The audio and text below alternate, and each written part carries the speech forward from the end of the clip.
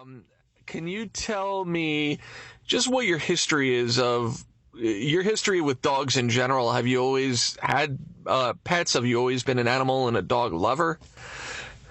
Well, yeah, so actually something that's really interesting, which, I don't even know if a lot of my fan base knows, but I was raised a farm girl. I was born in San Diego, but I grew up, a little bit in a small town called Brawley, California, because I come from a farming family that, does all produce.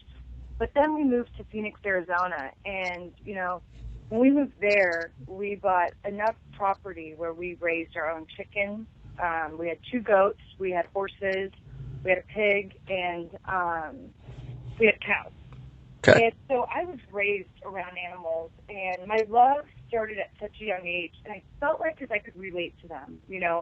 I think, too, I moved in 3rd grade to Phoenix. So, kind of like going from a small town where 1st and 2nd grade was in one classroom, we had 15 students in each, all of a sudden I'm going to a school that had 4 classes in one grade. And I was like, what? Like, I thought I was moving to the biggest city in the world. Mm. And I think, my escape was my relationship with animals and my animals. Because before school, I woke up every day at 5 a.m. to feed the animals. And, I had the opportunity to bottle feed calves. And I don't know, I had such a big connection, and that connection has been with me. I'm 31 years old now. And we had dogs as well. And my dogs, I treated them like my little babies. But there was always this emotional connection. And my heart is so big for animals, and I feel like they don't have a voice, and that we have to be their voice. And that's why, you'll see my husband and I do a lot of outreach, because I'm just like, it's not fair. Human beings, we've made ourselves the most dominated, the most dominating creature on the planet, but it's not just our planet. We have to share it with nature. And I think people forget that. Sure. Now, tell us a little bit about your dog. We've seen your dog, Josie, on Total Divas, and I know you've talked about Josie in other interviews, but just tell us about your history with Josie. And is Josie the only dog that you have right now, or are there others to speak of? Josie's the only one I have right now, and we want to rescue 2 more dogs, but I can't do it until I'm off the road, because we're just so busy right now. So, Josie's. So I'll tell you, Josie, I feel like I gave birth to. She is literally my child, and my husband and I have rearranged our whole entire lives for this dog. And when I got Josie, I was actually off the road. And I didn't know if I was going back to WWE or not. Mm-hmm. And so we were together for 11 months, and then all of a sudden, I came back to WWE. Well, Josie, I was like, it's not fair if we put her in daycare a lot. We have to figure out a life. That she lives now, we have to make sure, she, doesn't have to, she can still enjoy it. Mm-hmm. So my mom was like, well, I'll watch her when you're on the road and let her sleep in the bed with me, and I will cook her food and do all that if you move to Phoenix. Now, my husband and I were in San Diego. So I was like, honey, we're moving to Phoenix. And he's like, really? I'm like, yes, because Josie needs to continue her life the way it is right now. So we packed our bags, and everybody thought we were absolutely crazy. Like, you're leaving San Diego to move to Phoenix for Josie. And I'm like, yes, I am. And that's what we're doing. So we did. And Josie gets to enjoy her, what we call Nana, is her grandmother, my mom, and, my husband and I. So it's like one big family, which is just so nice for her. And you rescued Josie, or was she... No, we didn't rescue her, and it's funny because my husband and I were wanting to rescue a dog, and we were searching, and then all of a sudden I came across Josie, and she was the last one in her litter, and she had been sitting there for a while because she's the runt, and for a French bulldog who's a runt, and she had some health issues, nobody wants to take that on. Mm-hmm. And it broke my heart because, here's this little pup, and she had 3 brothers who were in her litter who, they went quick. And I was just like, I don't know, it killed me. And so I told my husband, I'm like, I feel the connection with her. And I'm like, I know we want to rescue, but there's something about her. I feel, I don't know, I just can't stop thinking about this dog. And so, sure enough, we got her, and it was very hard on us the first 6 months, and because of her health issues. And I just would research, and I would do all this stuff, and finally I just realized, like, I have to do everything natural. I have to cook for her. And the minute I started cooking for her and everything organic, her health, I mean, the doctor couldn't even, the vet couldn't believe it. He was just like, whoa. I mean, she's so healthy now. And I just, believe, like, processed food isn't the best for animals. And we're lucky now that there are some great brands out there that, are geared towards the health of the dog. But, Josie was just like, I really had to research and figure out, like, how can I get this dog healthy? Mm-hmm. And you did, it sounds like. And I did. That's great. So, Josie, how old is Josie now? So Josie's a little over 2 years old now. Oh. She's about 2.5. Okay. And it's just, gosh, it's crazy because I had her, so tiny, and to see, I mean, she's only 18 pounds now, but my husband makes fun of me because he's like, we'll be at dinner and people will be talking about their children. I'm like, oh my gosh, Josie. It's like, I just will say this and that and like how big she's gotten, and it's just like, where did the time go? And they always look at me like I'm crazy because they're talking about their children. I'm talking about my dog. That's what she feels like to me. Like, her pictures are all over my house. Like, I will be on the road and I will be so sad that I'm away from her. It's like, it's just weird. It's like, it just kills me.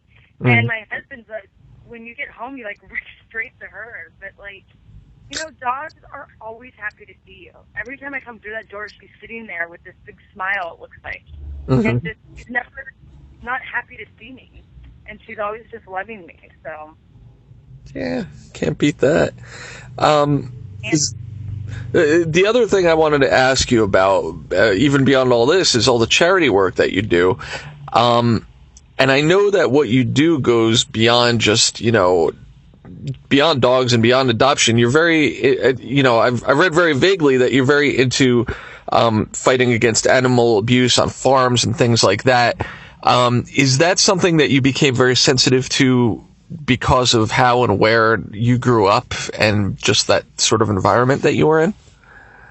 Yes, definitely. And, it's, for me, it's like, and, I feel like I probably would have been the same without growing up with farm animals, but I think as I grew up with farm animals, my sister and I, the connection we became with them, and we just, gosh, you just saw the innocence in their eyes.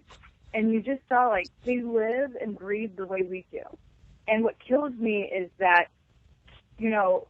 I will read things and everyone thinks they can make decisions for these animals. And it's like, no. They have their own brains and minds, and we're just the ones who stop that. And that's what kills me is like, oh no, they don't know anything. Like, they don't remember things. They have short memories. They have this and that. And I just find that so unfair. And, the one thing I realized, like, with my celebrity, it's not big, but there's something there. And I do have a great fan base. And I'm like, how can I reach out to them? How can I use my celebrity in a really positive way? And the one thing I've always been passionate about is, like, animals having their own voice. And they should be able to live the way we do, and that I'm not telling people, don't eat meat. I'm not saying that. I'm just saying make sure it's in a humane way. Like, pigs and chickens and cows, they can enjoy life until that last day. And it doesn't have to be in a way that they're frightened or they're scared or they're being abused or tortured. It can just be in a very happy way. And so, my husband and I are trying so hard to outreach. And, there's times that I'll post stuff on social media and I see where some people have hate and they get angry at me. But it's like, it's the elephant in the room. And it's like, I know, the videos are hard to watch. The pictures are hard to see. But this is what's going on. And you need to know. You need to know the meat you're eating. You need to know like, right now I'm disgusted with Walmart, and where they buy their meat. And for me, it's like, you need to know, like, do you want to support them or not? Mm-hmm. And, just supporting your local farmers and, supporting, like, the free-range farms. Because, the big factory farms that abuse our animals are, taking the mom-and-pop places out of business to have nothing but love for these animals, but at the same time can feed the human race. So, I just try to outreach as much as I can, and I hope that my little step of helping can be a big positive way, and I just hope more people will join me in that. Mm-hmm. Do you have any, like, I mean, from growing up in on a farm life, do you have like personal experience maybe witnessing some of these behaviors you're now fighting against, or just like an insight that you got from experiencing it or knowing about it firsthand from back then? Yeah, well, I'll never, so I think when I was, younger, I kind of didn't, because I saw the way my father, my mom, my siblings treated animals so well, Mm-hmm. and when my friends came over, they were so kind to our animals, that I never really thought of abuse, or any type of cruelty towards animals. I'll never forget, I was, probably 19 or 20, and I was driving, taking a drive from Phoenix to San Diego, so you're out in the country, a lot of desert, Right. and I passed a chicken. I don't even know how you just pass chickens, right? Mm-hmm. That are in cages, and seeing them crammed, and seeing they're filling the breeze, the trucks had been going so fast, and you could see their eyes, and it was so disturbing to me, and it made me sick to my stomach, and I was like, wait, what are they doing? That's not how you treat them. And then, I just, the older I became, I started, I just started doing research, and I'm like, wait a second, this is what factories are doing. There's some factories that don't let chickens see the light of day. I didn't understand that because my family treated animals so differently. But I'll never forget driving by that truck. It opened up my mind. And then when you pass, sometimes you see cows smushed into these trailers. And I'm thinking to myself, what if all of us humans were smushed into a truck being transported 3 states over? I always put myself in that position. Right. And, and people think I'm crazy that I do that, but I don't. I think it's crazy people don't do that. And so I started doing research. But, when I was younger, I saw nothing but my family and my friends treat animals with respect. So it was very scarring to me at 19 years old to see that. Well, yeah, I can imagine. So, and obviously it's leading to a lot of the work you're doing now. The last thing I wanted to ask you about specifically, the ASPCA. I know that you've worked with them specifically in sort of in a social media ambassador role. How did that specific relationship for you come about, and what exactly are you doing with them? Well, I did an episode on Total Divas where I really wanted to make people aware about certain chicken factories and the importance of buying free range, free cage, eggs and chicken. And, I was very happy when I brought the idea to E that they were like, yes, let's do this. And because of that episode, and I can't even tell you how many people on social media when I did interviews were like, BRIE, I had no idea factories were like this. Mm. And how many people changed their mind when they went to the store and they're like, oh my goodness. And from there, ASPCA reached out and was like, we're doing a big thing on chicken cruelty. We'd love your help. And so, social media right now is the most powerful thing in the world. It really is. And you get attention. My fan base ranges from the age of 10-year-olds to 50-year-olds. With WWE and the E audience, we're not only outreaching to the United States, but to the whole world. And so, they recognize that, and they see that my fans truly listen to what I have to say, and that they're not going to hate on what I have to say. They're actually going to really be like, okay, if BRIE's doing it, then, why not myself? And so that's what they kind of used me for, is the social media platform, and to really just outreach to a lot of adolescents who really just don't know, who were like me, someone who just loved animals, who never knew the cruelty out there. And, now with social media, I'm lucky to, teach 10-year-olds, 15-year-olds, so that they can tell their parents, and that they're not 45 and ignorant, well, this is the way of life and this is how I always live. Hopefully at 10 years old, they can make a difference. So that's kind of our relationship we have, and then we just hope to touch more people socially because, it's not only the kid in Texas, but it can be the kid in India. So it's great.